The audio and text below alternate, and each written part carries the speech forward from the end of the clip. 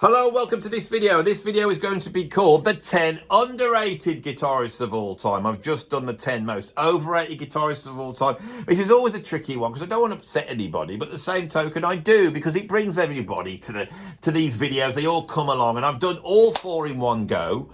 Right, my voice is going a little bit now from doing this like massive session of YouTube videos. It's one of the longest sessions I've ever done. I think I must have been in here for 2 days now. If you check out the first one I did, you'll see my beard was slightly shorter and my hair was slightly shorter. All right, so I have the 10 most underrated guitarists of all time, ranked from 10 to 1. Please be aware this is only my opinion. It is no criticism of the guitarists themselves. If you like these guitarists, no, that's the overrated chat. Andy, you pushed it too far. You're trying to do too much. You see, the thing with me is, when I start doing a YouTube video, I switch the camera on, and when I first start, I'm a little bit, I've got trepidation. Trepidation's the word. And I start off, but then when I keep going and I'm doing them, by the time I get to this, I've been in here for about 2.5 hours. I do not care what I'm saying anymore.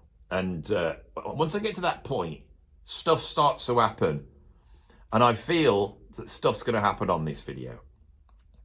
So, the 10 most underrated guitarists in music history by me. Don't apologise, Andy. Just say, it's my opinion. My opinion is important. It's more important than yours. So stick it up your hooter. And told you. I told you. I'm getting hot. I got this nice... Oh, just stop going off on tangents. At number 10 on my list of the most overrated, underrated... Oh, my God, this is going to be a hard one. Maybe you should stop and come and do this another day. You can't. I've got a gig tonight. I've got rehearsals tomorrow. And then I'm into next week. I'm going to get them all done today. So I've got some videos next week for you to watch. At number 10 on my list of the 10 most underrated guitarists of all time is a guy that should be number 1. This guy is the most underrated guitarist in the world. But he's my mate. And so if I say it, you'll all get irate. I nearly didn't put him on. And I thought, well, yes, it's obvious. He's the most bloody underrated guitarist in bloody guitar history. It's my mate, Roy Marchbank. Roy Marchbank is one of the most technically advanced guitarists in the world. He is one of the most innovative technical guitarists in the world. He has experimented with the tone of guitar, going beyond the tone, using synthesis and breath-controlled synthesis, and doing stuff that nobody else has done ever. Right? He has a harmonic language and a vocabulary. He has an understanding of things like fingerpicking, flamenco, classical guitar, slide guitar, legato, and alternate picking. He is, without doubt, one of the most advanced guitarists that's ever lived. And yet, here he is, right? Not a household name amongst the guitar world. And you might ask yourselves why. Now, the reason might be contained in this story I'm about to tell you. I've told it many times on this channel, so you can fast forward and I'll say it as fast as I can. A few years back, I had a message off my friend Loz Ruston. He said, check this guitarist out. He's the fastest guitarist in the world. I hate stuff like that. So I clicked on it and watched it. Bloody hell was he fast. But also the tone and the notes and the phrasing, I thought, this is fantastic. This isn't the usual thing. This is really, really interesting.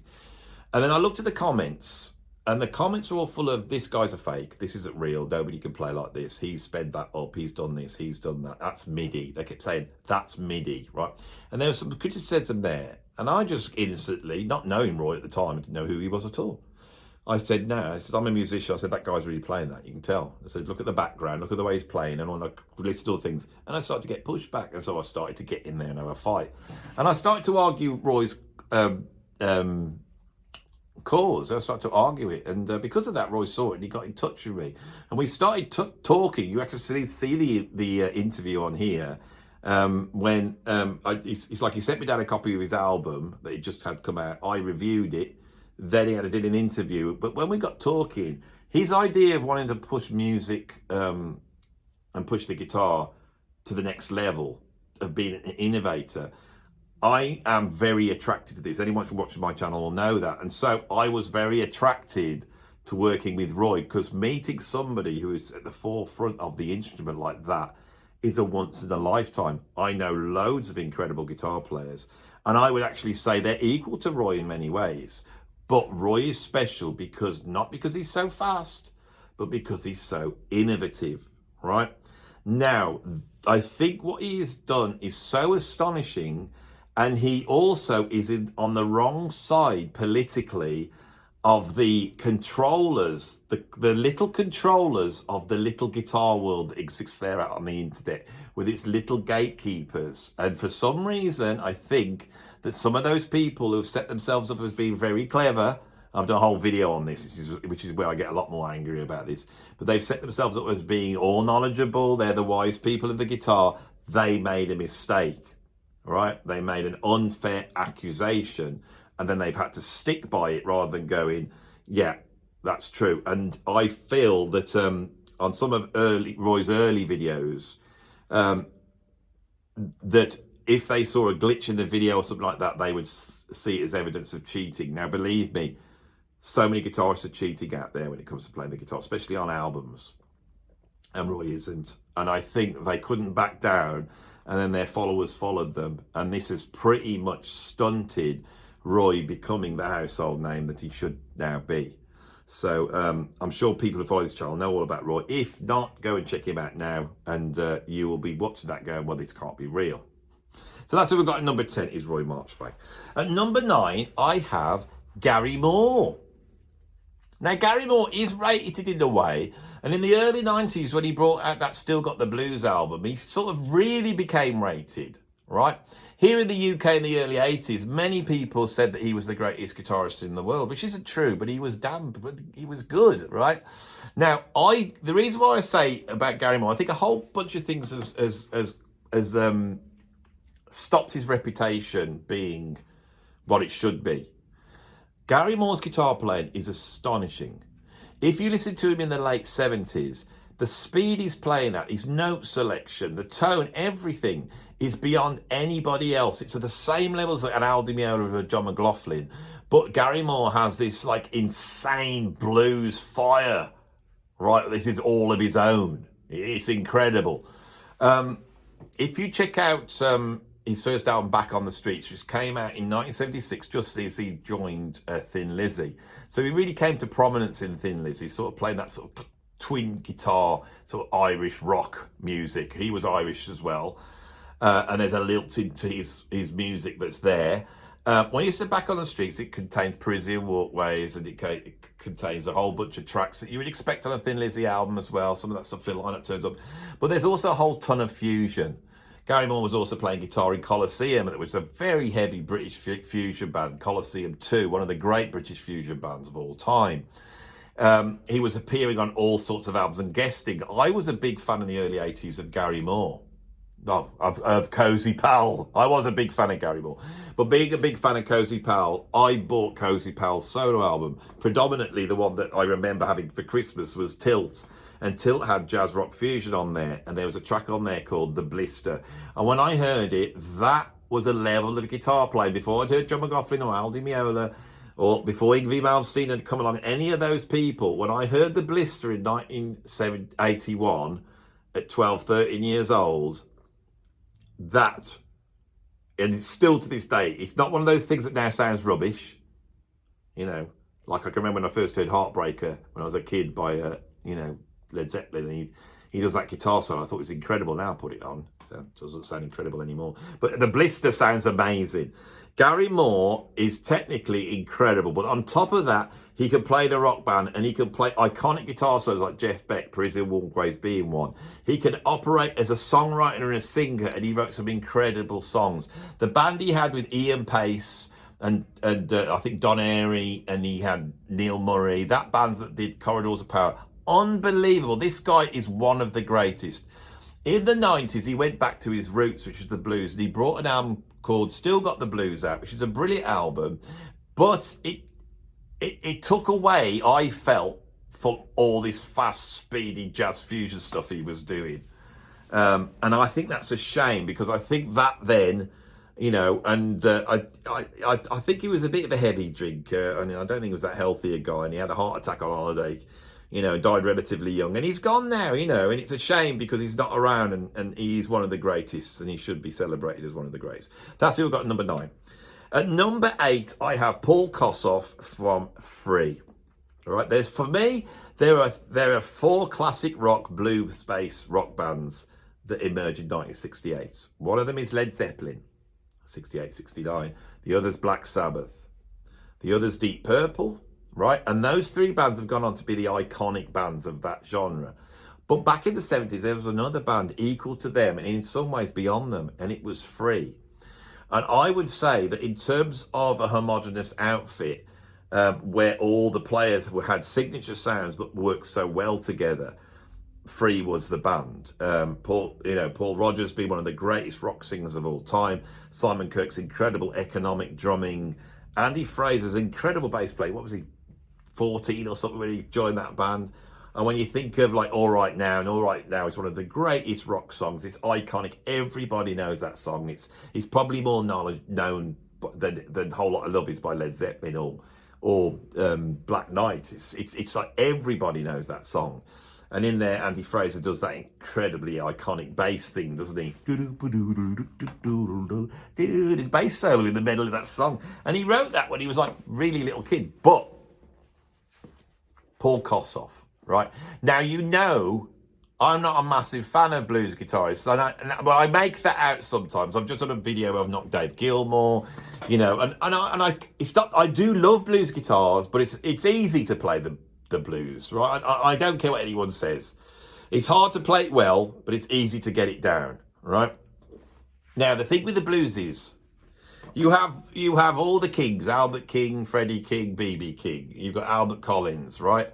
And those guitarists in the 60s come along and they basically create blues guitars. I love them. You've got Buddy Guy. There's a few of them.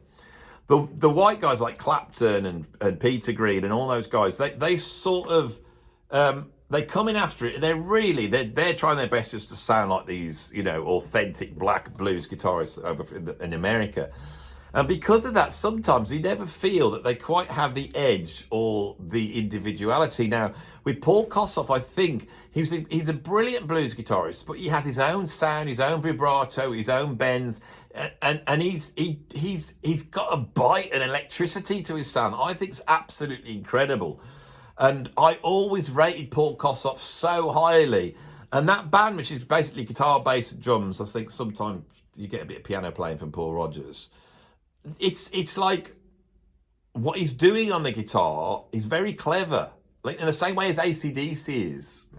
You know, if you listen to the guitar part to All Right Now, it's almost like it's where AC/DC are coming from. That simple open chords, but played in a way rhythmically and tonally that becomes iconic. You know, I've just been in the covers band playing that. It plays itself because everything just sits together like the best jigsaw in the world, and you can't go wrong. You know, and little touches that the bass throw in, the drummers throw in, the guitar parts, and all the space and the air. And Paul Kossoff has to get his due. But if you listen to All Right Now and you listen to that guitar solo, I mean, this is a big #1 track. It's a pop song, really. That guitar solo goes from there to there. I'm pointing up in the air. Look, I'll show you. Look, there. He goes up to there. Right to there. That's what he does. Right? That's what he does. You know, and when he comes out and he reaches that peak, and Simon Kirke goes, and then back into the chorus. They do all that in that song. Paul Kossoff, underrated. He should be in the same breath as Richie Blackmore, as Tony Iommi, as Jimmy Page, Jimi Hendrix, Eric Clapton, Jeff Beck. He should be in the same, breath. At number 7, I have Bill Connors. Right, Bill Connors was the guitarist that played on Hymn to the Seventh Galaxy, which was the first heavy Return to Forever albums. Return to Forever was a jazz fusion band formed by Chick Corea after he heard the Mavish Orchestra and he decided he wanted to make some money. And to start off, he formed a sort of nice light Latin jazz band, which was more palatable to the audience than so I just had a message come through and I've just read it and it's put me off. I was talking about, I can't even remember, Bill Connors, Chick Corea, Return to Forever, back on track. So he forms the first of Return Forever, and that stuff was a lot more palatable from the avant-garde free jazz he was making before with Anthony Braxton and Circle. And brings out album in ECM Records, and then they bring an album out on Polydor. It's got vocals on it. It's very nice. But he then hears the Mavish Orchestra, and he decides he wants to amp up. And he's going to do the Mavish Orchestra, but he's going to bring in sort of more classical structures taken, like taking the sort of inspiration from progressive rock. But of course, Chick Corea knew this stuff way better than any progressive rock musician knew it. And we get the first Return to Forever, Hymn to the Seventh Galaxy, with Lenny White on drums and Stanley Clarke on bass. And he brings in Bill Connors on guitar. Bill Connors on that album plays with so much reckless abandon. It separates that album from all the other albums that came afterwards with Al Di Meola. Now, Al Di Meola comes on to the next album, where I've known before. He's a very fast, controlled, picking guitarist, and very soon he takes the crown, and everybody forgets about Bill Connors. But us in the jazz rock know that Bill Connors is something else. And he plays in abandon that I think John McLaughlin has and Ray Gomez has. He's out of control. It's just incredible. Whilst he's in that band in 1974, just after Him to the Seventh Galaxy, he goes into the studio to make Stanley Clarke's second solo album, which is called Stanley Clarke. And on that, he puts together one of the greatest jazz rock lineups that has ever existed, which was Stanley Clarke on bass, Tony Williams on drums, Jan Hammer on keyboards, and Bill Connors on guitar. And for me, his guitar solo is even more incredible. And the guitar solo that ends the album is just one of the greatest guitar solos ever done, ever. Bill Connors is just fierce and ferocious. Now, this time, I think he wasn't enamored with the volume that Return to Forever playing at, but also the restrictions that come with being in a band, populated by Scientologists. So he jumps, and he sort of seems to jump the whole thing. He goes to ECM Records, and he does a very, brilliant album of sort of classical guitar pieces. And he sort of forsakes this style that he did in the early 70s. There's very few albums. I've looked at, I think there's a few other albums he plays on, but there's nothing like those two albums. So we only have those two albums. But amongst the jazz rock world, they're seen as two of the greatest guitar performances on any jazz rock album.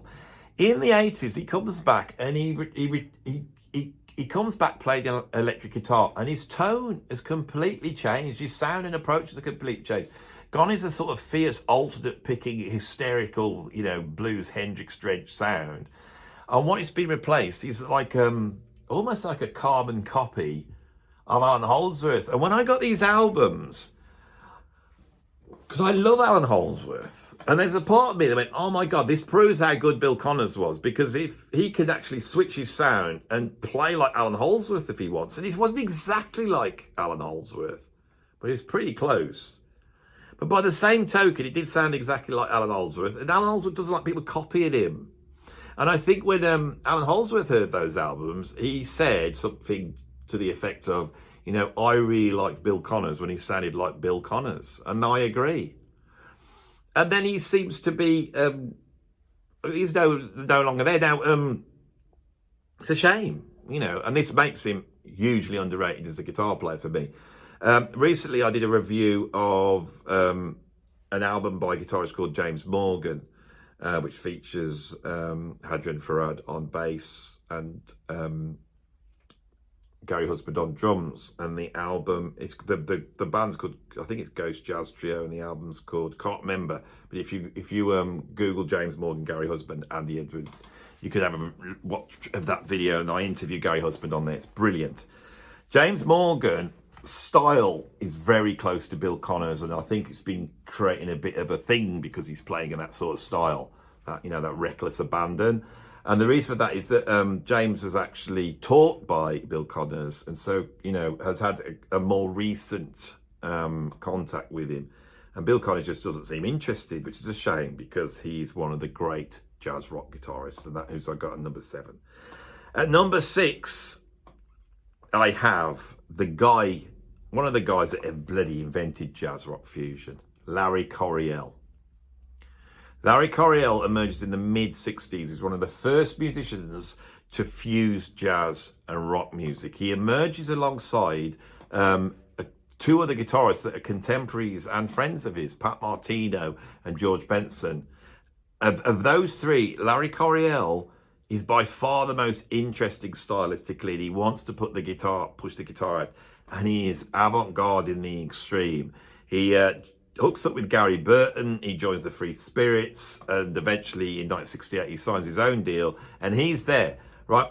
Fusion is going on, jazz rock fusion is going on in the 60s before Miles Davis, and the guitarist that is leading the way is Larry Coryell, and that's important because the guitar's key. In 69, John McLaughlin lands in New York and steals Larry Coryell's thunder. And John McLaughlin comes in with a sort of incendiary, you know, machine gun approach to guitar playing. And Larry Coryell is enamored with John McLaughlin as everybody else. You can't believe this guy. And he invites him in to play on the album Spaces. And this is one of the albums that sets John up. Now, I think that created a reputation for Larry Coryell, that you've got John McLaughlin, and then down here somewhere is a sort of an untidier, scruffier version of John McLaughlin, Larry Coryell. And I can remember reading an interview, and it was about the Synclavier guitar, and someone said, your picking's got to be perfect. And when I say perfect, I don't mean Larry Coryell perfect, I mean John McLaughlin perfect. And I read that and I thought, oh God, yeah, he can't pick like... Now, as I've got older, right, the main albums I had growing up were the 11th House. The 11th House is some of the greatest jazz rock fusion albums ever made, but it is Larry Coryell's version of the Mahavishnu Orchestra. And he does seem to be following John McLaughlin's path at that point, right down to the sort of spiritual name 11th House and the white suit and all that type of stuff. Also, throughout the 70s, going into the 80s, Larry Coryell is suffering from terrible substance abuse problems, which is curtailing his career. He's not on as good labels as the likes of, you know, Chick Corea and John McLaughlin. So all that is working against him. But albums like Restful Mind and Barefoot Boy are amongst some of the greatest jazz rock albums ever made, and his guitar playing is more of the fusion of the sort of harmonic vocabulary of John Coltrane mixed with the intensity of fire of Jimi Hendrix. He's doing it more, and I find that Larry Coryell's phrasing and also his desire to move to towards the avant-garde, it's a completely different thing to John McLaughlin. He should not. I know he gets tarred with that brush, and he's the first. He's doing it before anybody else. 1971, when you listen to those solo albums, he is doing something else, and then I think he gets curtailed. He's an incredible guitar player, an absolutely incredible guitar player. The thing that blows me away about Larry Coryell is his phrasing. You listen to it; he's an incredible phraser. There is a video on the net somewhere. He sat around someone's living room and somebody asked him to play Giant Steps. He's not rehearsed up. He's not some Instagram guitarist. He picks a guitar and he starts to get through Giant Steps. You can tell he hasn't played for a while. You listen to the harmonic knowledge. You listen to what he'd got there. But he wasn't afraid to bring in stuff from country music, from rock music, from pop music. He was a true genius and one of the fathers, if not the father, of jazz rock fusion, Larry Coryell. Got number 6. At number 5, I have Shawn Lane. Shawn Lane has gone down in history as one of the technically most advanced guitarists that's ever lived, one of the fastest guitarists that's ever lived, but not only could he play fast, he could play fiery and out of control. He was a virtuoso pianist as well. He had a vision on guitar. And this guy emerges at the age of like mid-teens in Black Oak, Arkansas in the 70s. He's up there playing stuff that no other rock guitarist could even go near.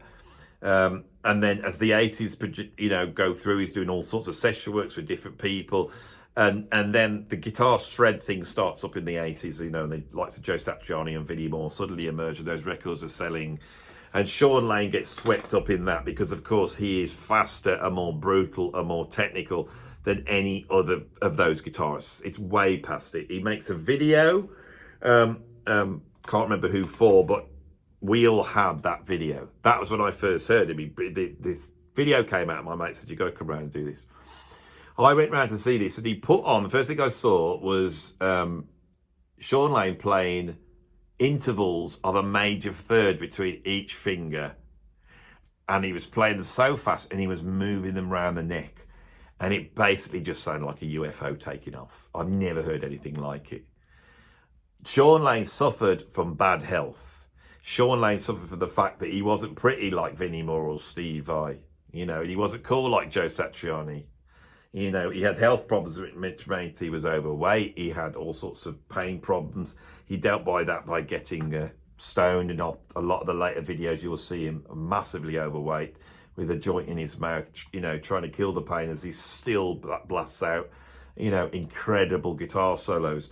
I think I have heard, and I'll say no more about this, that there was also other substance abuse going on with Shawn Lane. And so 20 years ago, at the age of 40, he died. Right. Shawn Lane never really had any sort of mainstream success. He is the guitarist. But he has gone down as being technically one of the great guitarists, but he was such a strong composer, and he had such a strong vision. Some of the stuff he did with Jonas Hellborg in later years, where he was playing Indian classical influences, absolutely incredible. He pushed the boat out. Shawn Lane was something else. I feel that there's gatekeepers in the music, and I think at the time Shawn Lane had the gates were kept against him for various reasons. I think once he died, they all came in like vultures, and now there's a little bit of an industry around Shawn Lane, and he is rated, and that's happened with quite a few of these guitarists, and then it hasn't happened with other ones. So that's who I've got at number 5, is Shawn Lane. At number 4 on the list, I have one of my favourite guitarists of all time, and somebody who I've connected with on Facebook, and every now and then there's nothing better than when my phone goes off on Facebook Messenger, and I answer it, and I hear this voice come through, and I hear, "Hi Andy, this is Ray Gomez." And the first time this happened, because I had no warning, this was a name that had been with me for 40 years, since I bought Lenny White's solo album, Venusian Summer. And on side 2, it had a track called Mating Drive. And this is one of those few tracks that is equal to the Mavish New Orchestra in its ferocity and intensity. And on there, this guy comes flying in with some of the most brutal guitar playing I have ever heard. Ray Gomez. Now, Ray he's originally from Spain, I believe, and he was in a pop band originally that had some hits in the early 70s. That propelled him over to America, and in the mid-70s, he lands in the jazz fusion world. I think his first jazz fusion session was Mating Drive for Lenny White, which is insane. As I was growing up, I bought albums like School Dates by Stanley Clarke, who's the guitarist on that, Ray Gomez. Who did the guitar solo on School Dates? Ray Gomez. This guy was always there, and he was always blowing me away. And I always used to think, why isn't this guy mentioned the same as Al Di Meola or John McLaughlin? I didn't understand it. My favourite drummer of all time is Narada Michael Walden. I eventually tracked down a copy of his first solo album. And on there is a track called White Knight. And on White Knight, there's this incredible guitar playing where the great Gomez plays a lick, and then a full orchestra answers back the lick. And then the orchestra goes,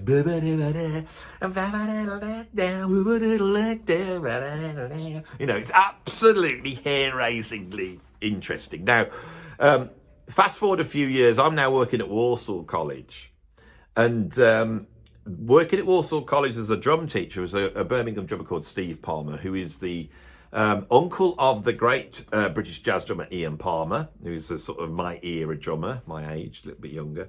And of course, he is the brother of the legendary drummer Carl Palmer from Emerson, Lake and Palmer.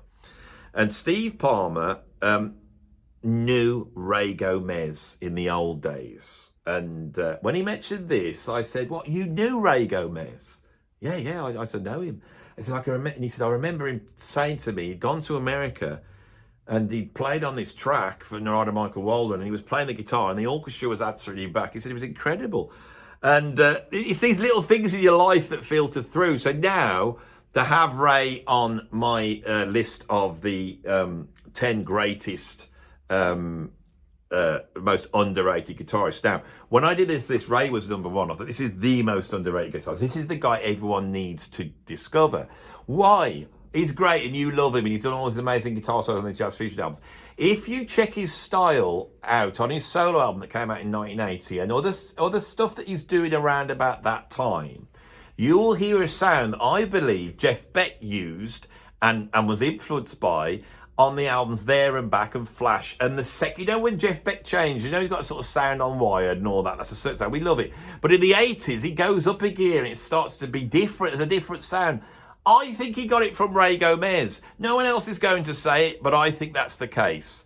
Of course, I'll message Ray and say that he's coming at number 4. But I thought that he should be at the top of this. But there are 3 guitarists that we're about to mention that have to be mentioned. They're the top 3, and they've got to be here. So Ray, you know, I really think Ray's one of the greatest guitarists that's ever been.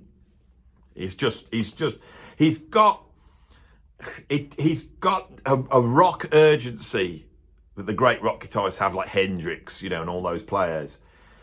He's not a jazz guitarist. I think that's the key. Tommy Bolin did a similar thing on Spectrum, but he's got a jazz vocabulary and he's got a jazz approach. But you never feel that it's a jazz guitarist trying to play like a rock guitarist. You really feel that this is the real deal rock, right? And I think Ray Gomez was one of the first guitarists in jazz rock fusion to really do that. I think that's why I find him so compelling. And so, Ray, if you're watching this, salute you, mate. Shouldn't call him mate. I'm not worthy to call him mate, but he has called me up, and I just call everybody mate. I'll do that again. We salute duo master Ray Gomez, absolute genius. Right, so the top 3, we got something special here in terms of underrated. At number 3, I have Ollie Halsall. And when I say that, I know certain factions who watch this channel will be jumping up and down. Ollie Halsall emerged in the late 60s, right? Coming onto sort of British progressive jazz fusion scene. He eventually lands in the band Pato, and Pato make a number of albums that are critically acclaimed and worshipped by certain people, but they never quite cut the mainstream. He then went on to play with Kevin Ayers in his band, and he also played guitar on the Ruttles soundtrack. That is what he's known for. Now, if you go back and listen to Ollie Halsall around 1971, 1972, and compare him to rock guitarists that are around at that time, maybe Jimmy Page, Ritchie Blackmore, you know, any of those guys, he is unbelievable. It's another level of playing. Now, a contemporary of his and a friend was Alan Holdsworth, and Alan Holdsworth is also emerging at the same time. Now, the thing, I think they were feeding off each other. At times, Ollie Halsall sounds like Alan Holdsworth. He's got this sort of incredible legato playing, and he takes it out with all these weird scales. But he has a much more of a seat of your pants, out of control, I don't know where I'm going. Alan Holdsworth is always very considered, and he can play it in an abandoned way, but his abandoned way is always in his control. Ollie Halsall's not like that. Ollie Halsall will go all over the place. He'll also bend the notes. He'll play more like a rock guitarist. But when he starts to flurry those notes, it's impressive. And also, when you look at the early Pato albums, I really tried to research going, who's the guy who originated this? And I think it could be Alan Holdsworth that originated this legato style. I think that Ollie Halsall may well have met him in the late 60s and taken that approach. But he's the first to really appear doing it. I'm hoping that there's more knowledgeable people here that can fill me in.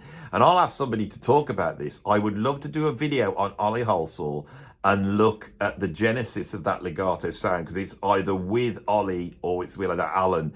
The kindest, nicest and best thing would to be these are the two guys that invented that sort of a legato approach. And it's not just Alan. And I think that's fair to say. Ollie Halsall suffered again substance abuse problems, and he died, I think, early 90s, relatively young. So he's gone.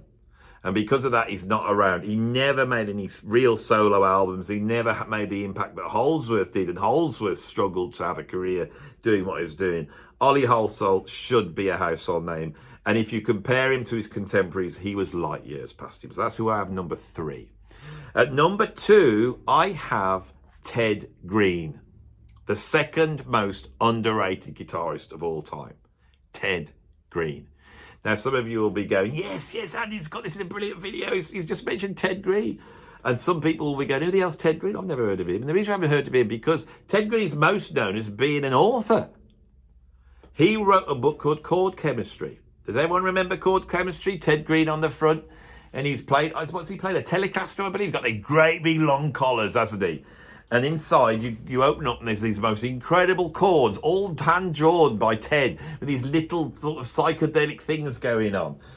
My mate Paul Wetton, I'm going to shout out my mate Paul Wetton. He was an incredible guitarist I used to work with in the early 90s, and then he ended up playing bass with me in Rock Platt's band.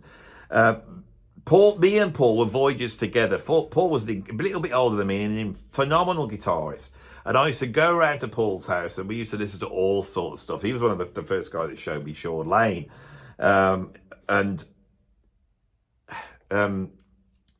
Ted Greene, we used to talk about it. And Paul's a little bit older. He used to tell me stuff. Oh, you can play this chord and do this and do that. Not like a guitar teacher, like a mate, but I learned a lot of my early harmonic knowledge from Paul.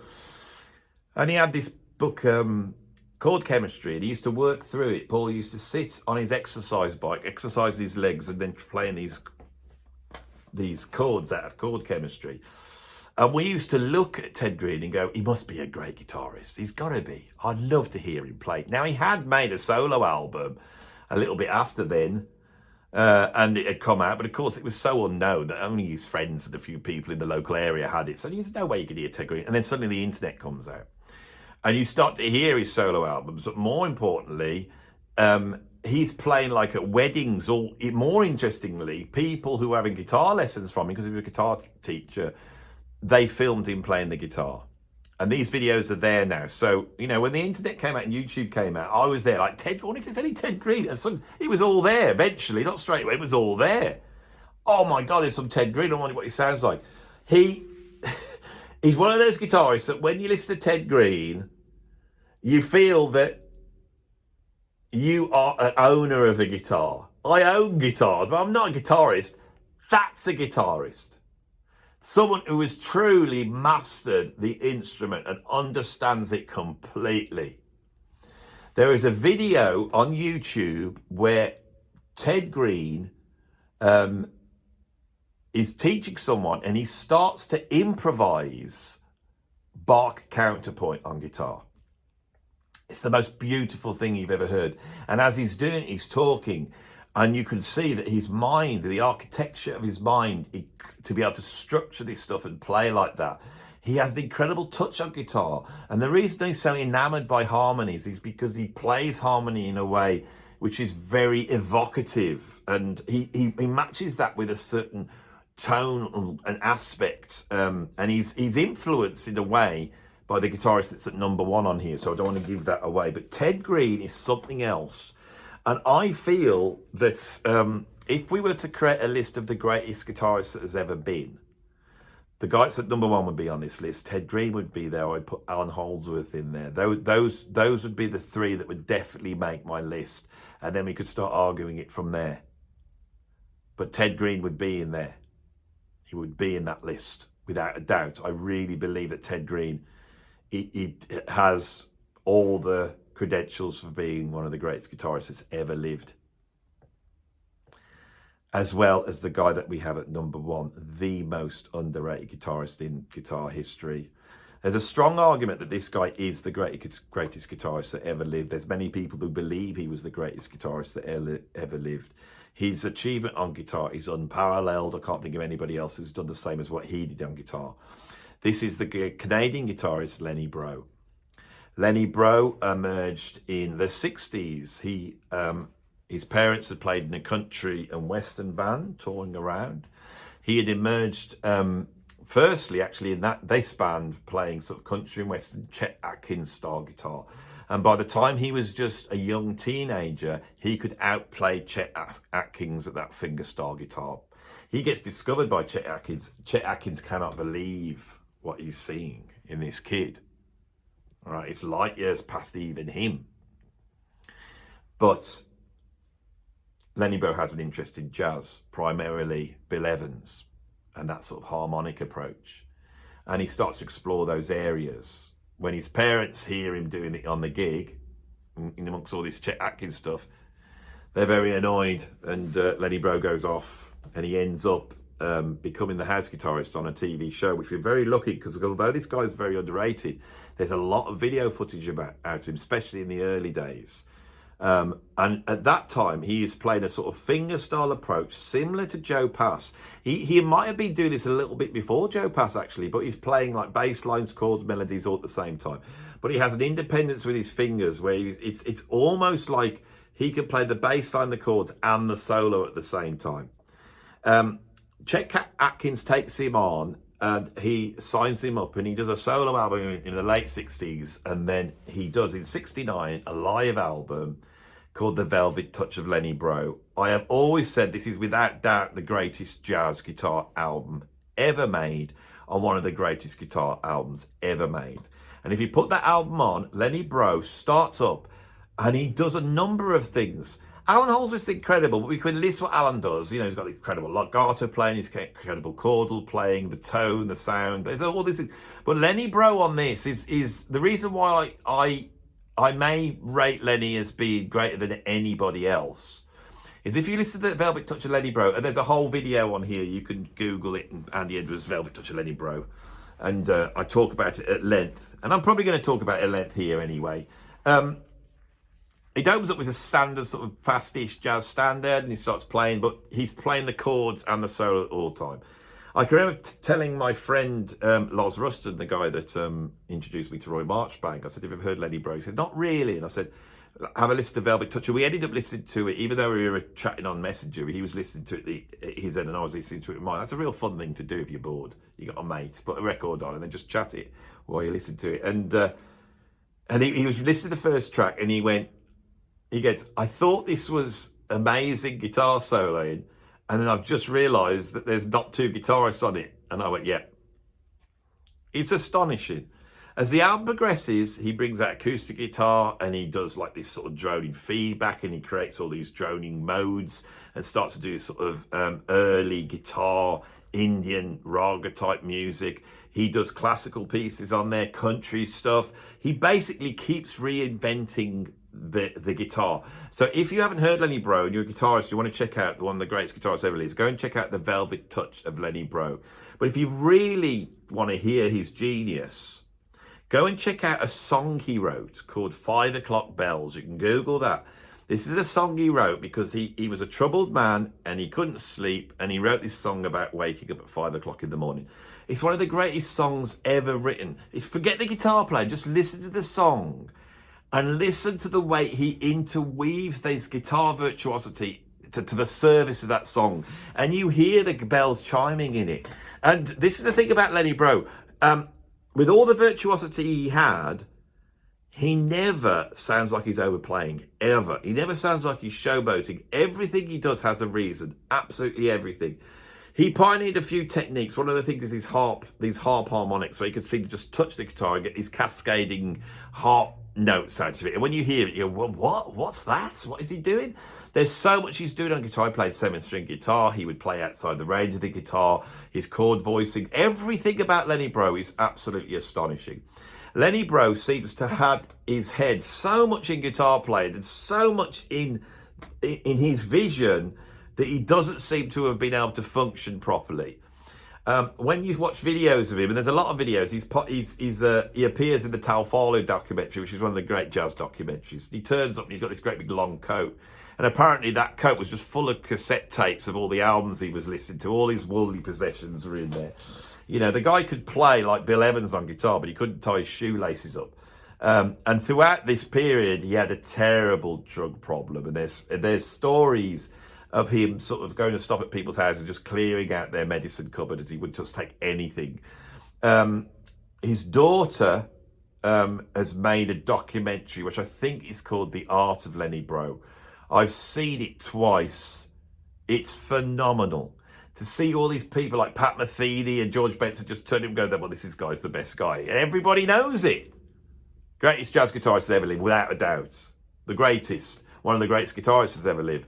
You know, could play flamenco. I cannot explain how great Lenny Breau is. Now, the reason I think he is not a household name, even though he had the push, he had Chet Atkins backing him up and he was on the TV all the time, and he had these, even though he had all that, the substance abuse was one thing. The fact that I don't think he could function very well and he couldn't make business decisions, that was another thing about him. I think he's a very good-looking bloke, handsome bloke, and very charismatic as well. And I think he could have been a household name on guitar. I really do. But I think he was his own worst enemy. Towards in the early 80s, he hooked up with this woman, his partner or wife or whatever she was, and they were rowing a lot. And now I'm trying to condense sort of mythical happenings here down. I've been on forums, I've been chatting to people who knew Lenny Breau, and this is sort of a very simple explanation that in the early 80s he hooked up with this woman, I think she was called Jewel, and they were having terrible arguments all the time. And then one day Lenny is found strangled at the bottom of a swimming pool, and Jewel hightails it out of the country, I think. She never got prosecuted. She may well have had nothing to do with it. But in the end, in 1982, I think it was, or 84, that's right, in 1984, at the age of about 40, he was murdered. The greatest guitarist in the world was murdered at the age of 40. And at that point, albums fell into, you know, they fell into, they got deleted. You couldn't get hold of those. There wasn't the internet. When I started teaching at my college, they had a little library of music, and they had a video there of the Tal Farlow documentary. Tal Farlow's an incredible guitarist. And Lenny Breau's in that. And I took that home, then I popped it on. That's when I discovered Lenny Breau. There was a fantastic guitarist in Kidderminster when I was coming up, the great Elmer O'Shea. What a great guitar player. And I was friends with Elmer. Elmer's not so well now, but he was one of the great guitarists, an inspiration to us all. And I'd go around to Elmer's house and he'd make me an egg curry, and he would have like all these guitars around him that he'd got, all these incredible, and he'd pick, what do you want to play? You know, Gibson 335, or, you know, or do you want to have a go on the Telecaster? And he'd plug it in, we'd jam, eat egg curry, and we'd listen to his albums. And, you know, he'd put on people like Buddy Emmons. He had a Buddy Emmons Lenny Breau album that was unbelievable, incredible. And he had Lenny Breau albums. So I managed in the sort of late 80s, early 90s to hear Lenny Breau, but most people wouldn't have heard him, and that's what made me a huge fan of this guy. He really is one of the greatest guitarists, and I'm really pleased to have been able to do this and talk about Roy Marchbank, talk about Paul Kossoff, and especially Ollie Halsall, Ted Greene, and Ray Gomez and Lenny Breau. And Ray, if you're watching this, I hope you don't mind Lenny being at number one, because you know what I'm saying, don't you? You know, Lenny Breau, the man, right? And if you haven't heard of him, then I've got it right, because he really was one of the greatest. Got to the end of the videos. I'm done. If you want to subscribe, then please hit the subscription button. Press the like button as well. You know, come on, do me a favour. And then what else? You can become a Patreon, or you can support me in the YouTube PayPal tip jar. I am done. I have been here since 9:30. It's now 1:30. So 4 hours I've been in shooting videos. I now have to go and do a gig. So I'm going to go and get sorted out to do that. So with the band, prog band Freedom to Glide at the Prog for Peert Festival, that's where I'm about to go now. Thanks for watching. I'll see you on the next one.